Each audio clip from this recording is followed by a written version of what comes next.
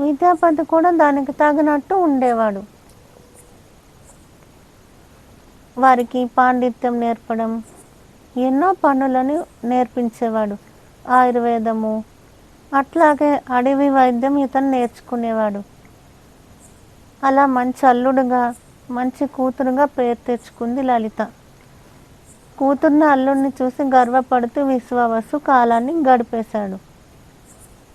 అయితే ఒకరోజు విద్యాపతి ఒకటి గమనించాడు.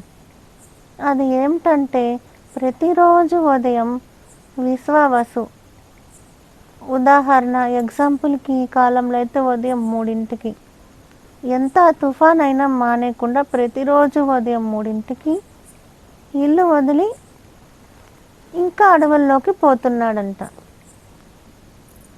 ఎక్కడికి పోతున్నారు మావయ్య గారని విద్యాపతి లలితను అడిగాడు.